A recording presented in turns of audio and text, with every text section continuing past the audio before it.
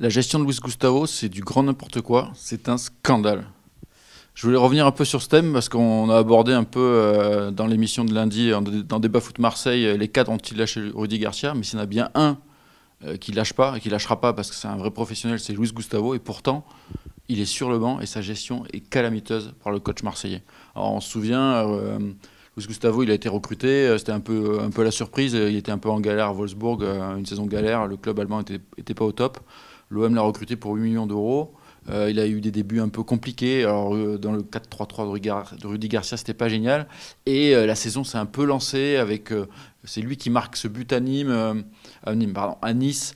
Dans un nouveau système de jeu à deux avec Zambo Anguissa, il trouve vraiment sa place. Il devient vraiment le leader de cette équipe avec son charisme, son envie, sa qualité de passe, son jeu vers l'avant, sa précision, son exigence du haut niveau.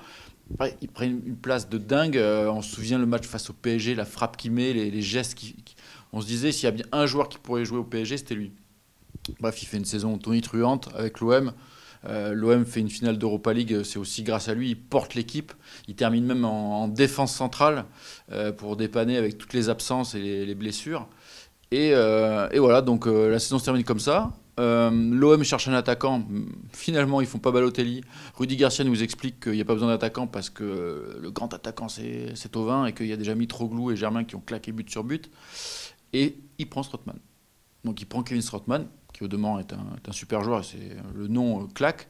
Mais il prend donc un milieu défensif gaucher, alors que tu as Luis Gustavo, milieu défensif gaucher déjà à ce poste-là.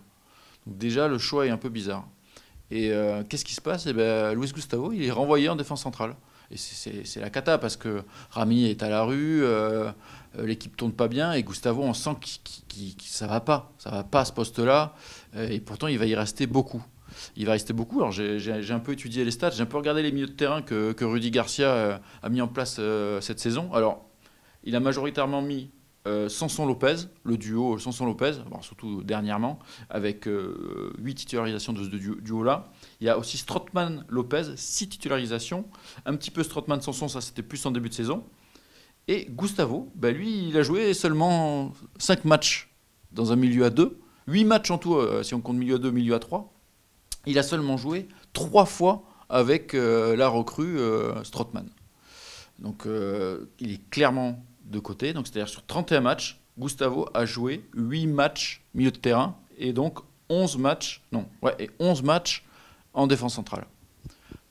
Après, il y a aussi l'équipe qui affirme que Luis Gustavo, Rudy Garcia a voulu le remettre encore en défense centrale en février, que ce dernier lui aurait dit oh, c'est bon, défense centrale, c'est pas mon poste, je suis pas à l'aise là-dessus, ça s'est pas bien passé en début de saison. Et du coup, depuis, il a joué, je crois, 86 minutes en 8 matchs. Donc il est sur le banc, il joue plus. Face à Bordeaux, où il a sorti son duo Sanson Lopez, il a mis Strootman. Donc Gustavo, il est resté sur le banc. Donc c'est une gestion incroyable. C'est quand même ton meilleur joueur de la saison dernière. Et au-delà d'être le meilleur joueur, c'est le leader. C'est le leader de cette équipe. Payet avait le brassard de capitaine, mais le vrai capitaine, c'était lui. Parce que aussi dans l'engagement qu'il met, dans le professionnalisme, quand ça allait pas bien, lui, il allait parler à la presse. Il s'est jamais caché. C'est un mec qui bosse, qui tire tout le monde vers l'avant. C'est un mec qui sait d'où il vient au Brésil et qui bosse beaucoup à l'entraînement. Donc je ne comprends pas cette gestion de Luis Gustavo. Est-ce que c'est vraiment perfide pour essayer de mettre de côté un des plus gros salaires du club en vue du mercato estival? Ça me paraît très dingue parce que s'il y a bien un mec à garder, ça serait lui. Ils vont pas en plus récupérer des millions d'euros avec son transfert. Il a, à son âge, c'est un trentenaire. Donc moi je ne comprends pas cette situation-là. Je veux bien croire qu'il fallait essayer autre chose, ça ne marchait plus. Mais il n'a pas tant essayé que ça. Il a joué que 5 matchs milieu de terrain à 2 cette saison. Donc moi je ne comprends pas ça. Donc Garcia, s'il y a bien quelque chose qu'il faut changer, c'est ça.